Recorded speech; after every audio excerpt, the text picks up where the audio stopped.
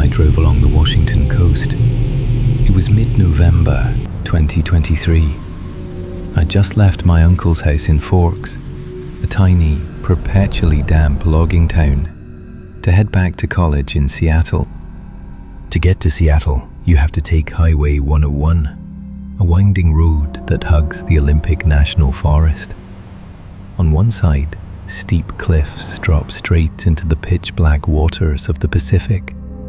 On the other, massive pine trees block out the sky entirely. During the day, it's picture perfect, but after 9 p.m., it's a dead zone.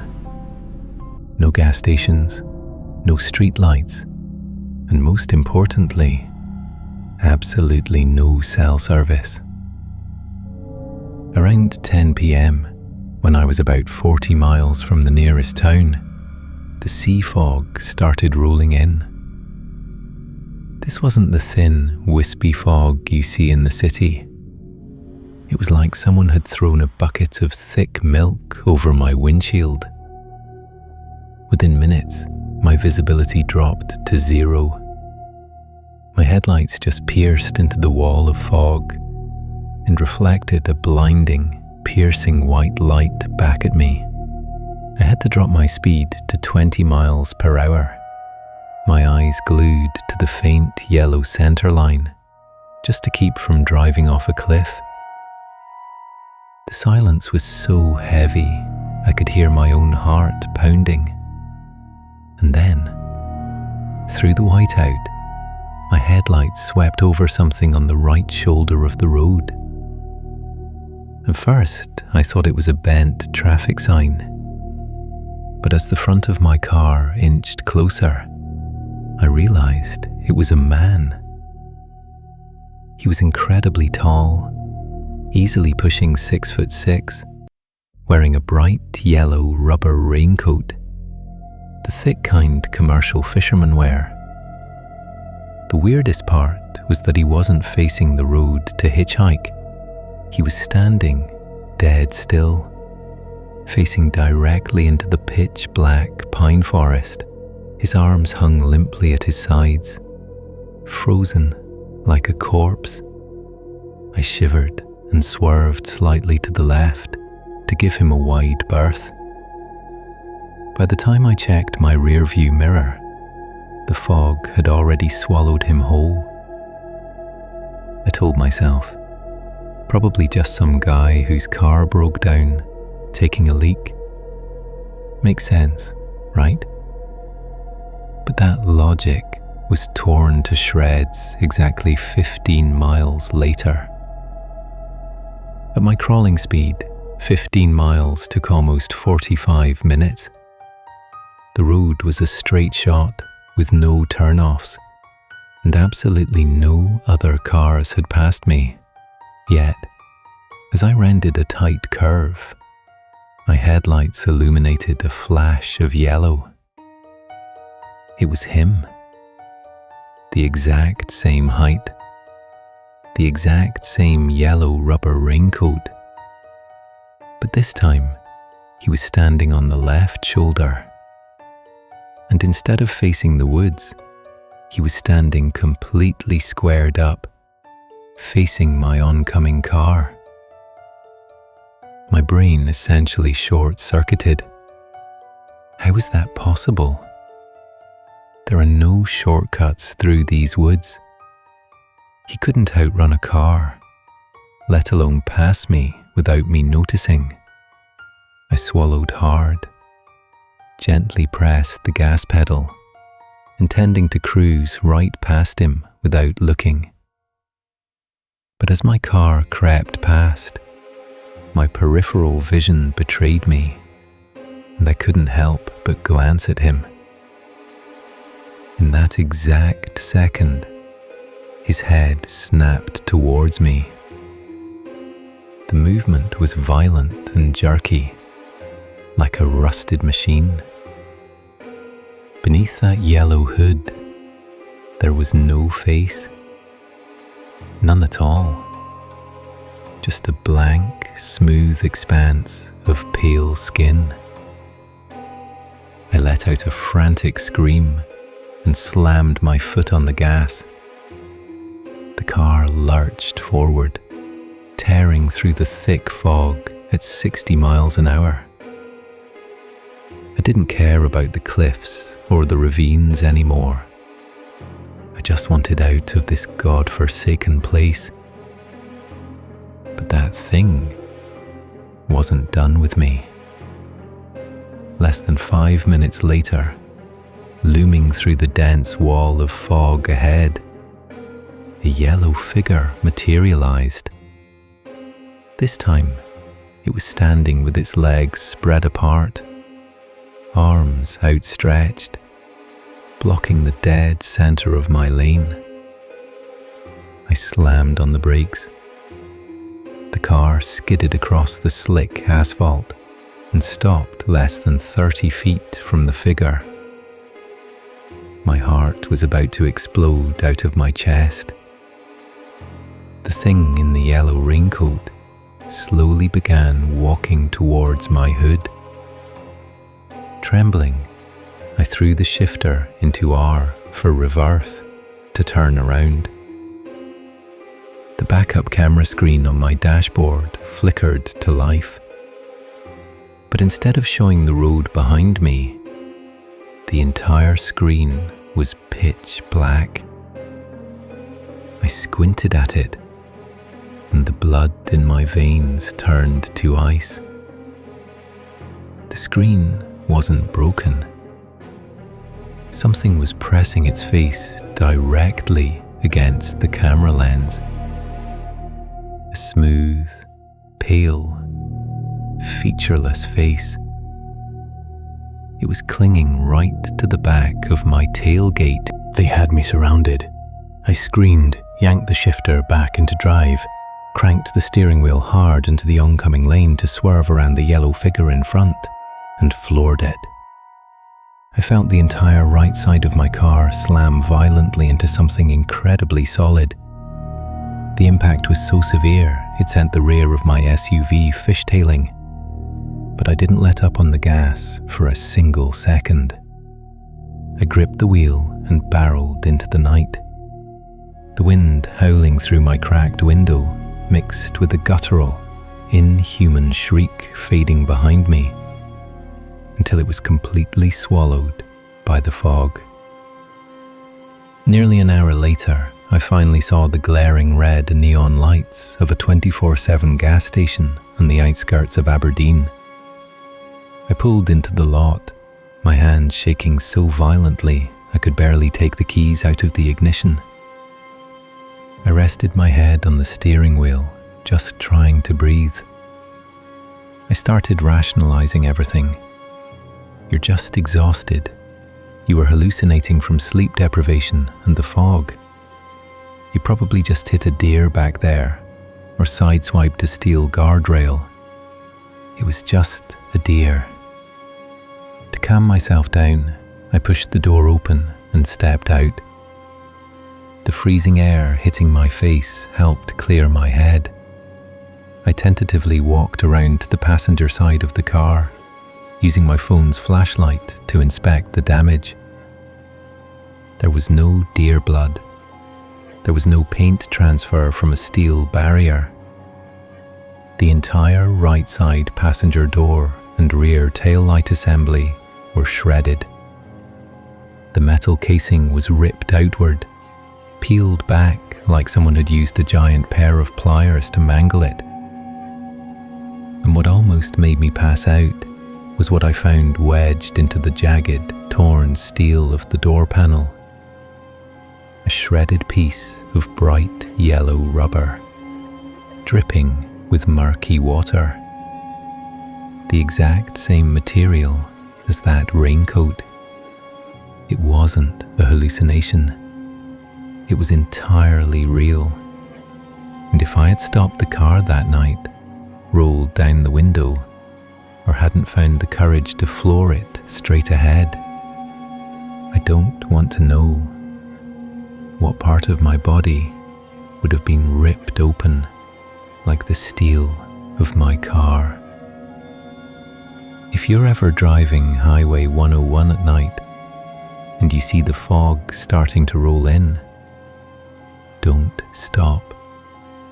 No matter what you see standing on the shoulder, keep your eyes on the road and just drive.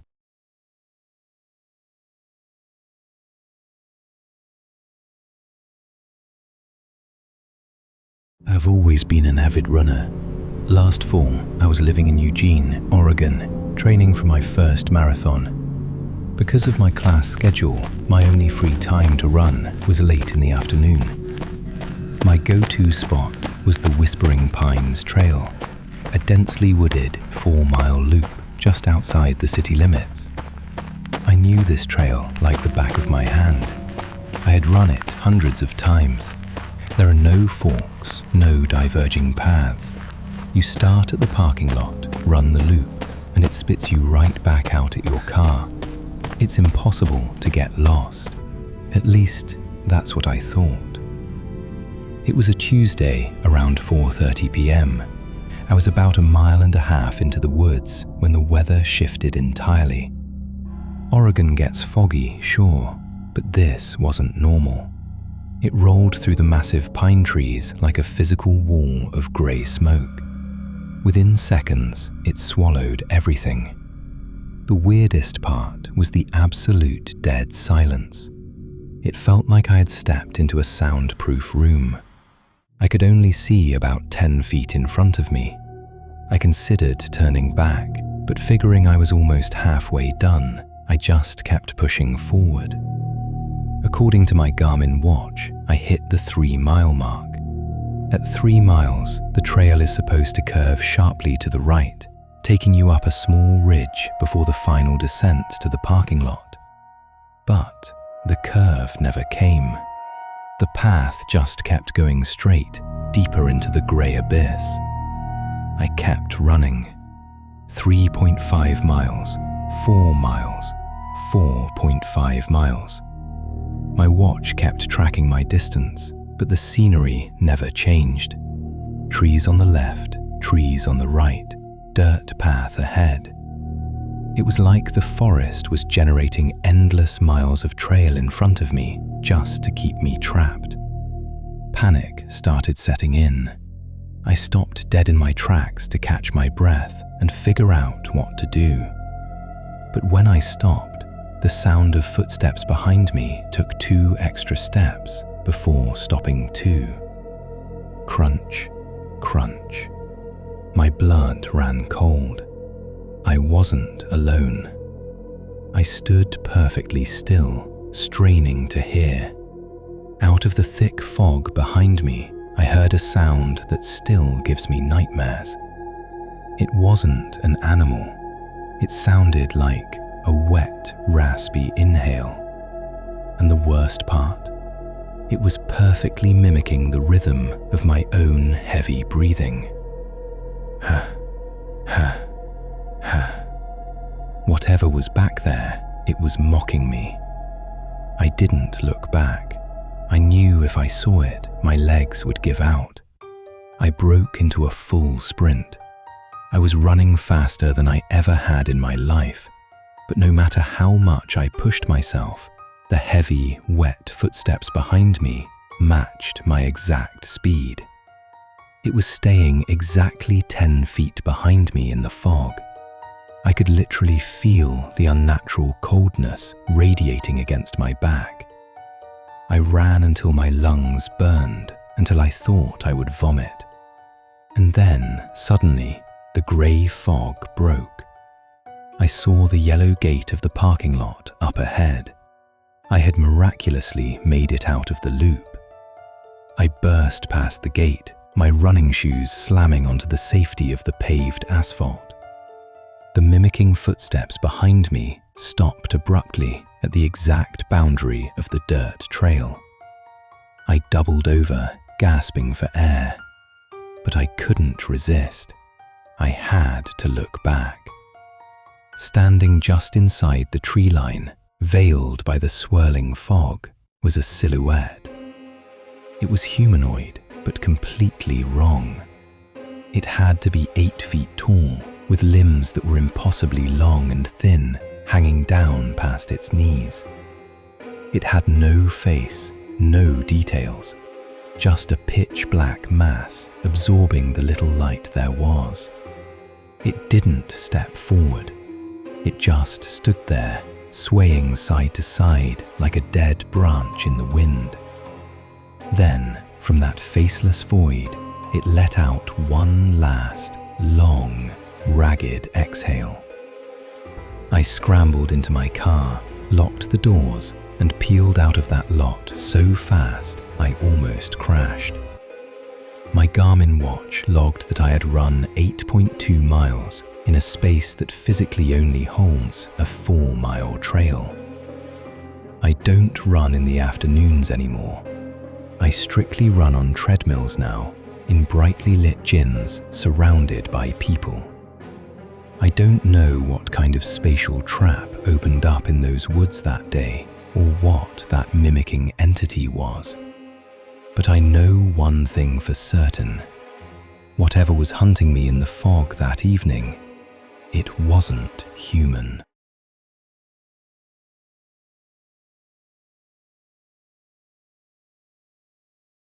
This happened about 4 years ago, right around late October.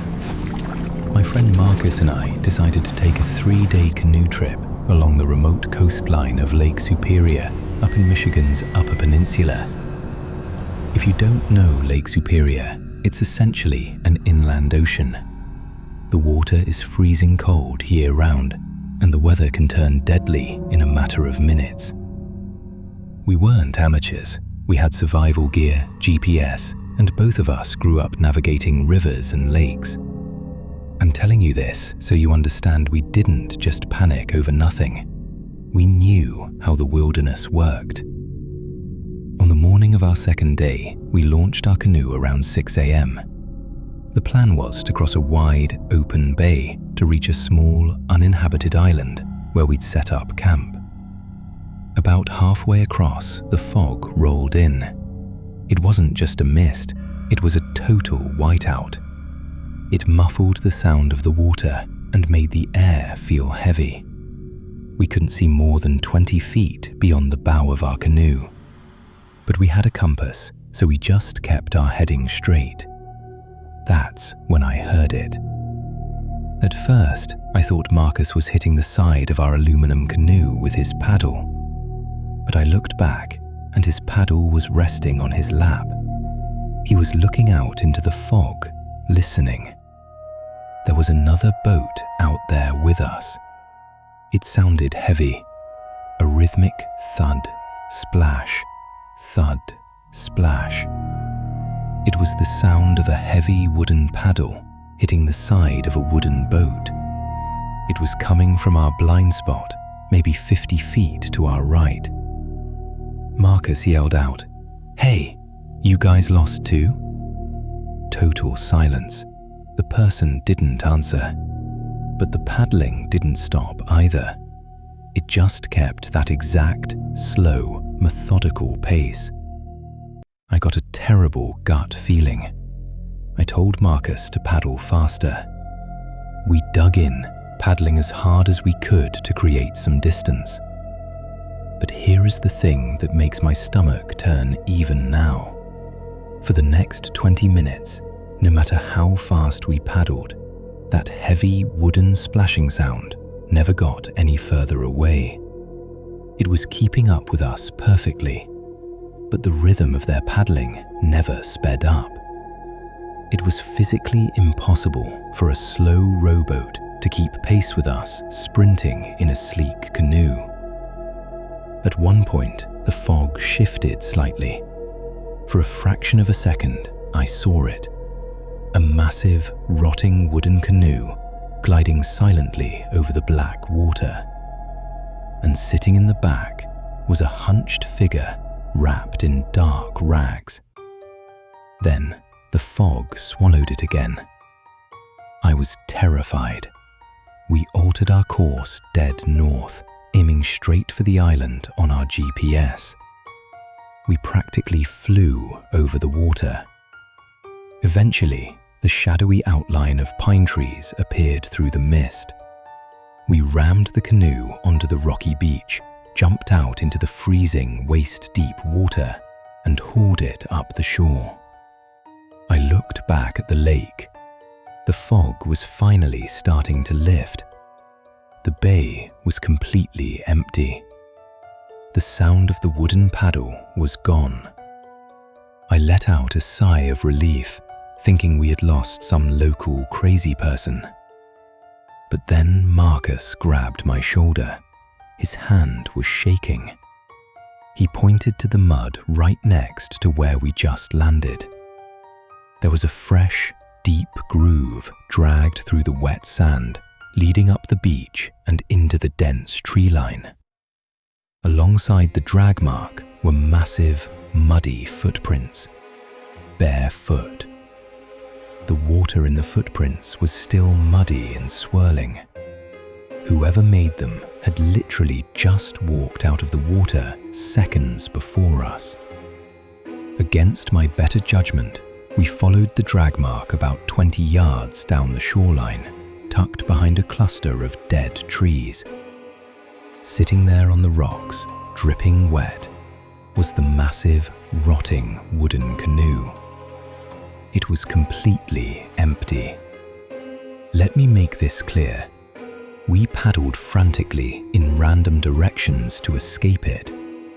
Yet, whoever was in that heavy wooden boat managed to get to this exact isolated island before us, drag their heavy boat up the beach, walk into the trees right at our exact landing spot, and vanish, all while we were out on the water. We didn't stay on the island. We shoved our canoe back into the freezing water and paddled for 3 hours straight to the nearest mainland highway. I haven't been back on the water since.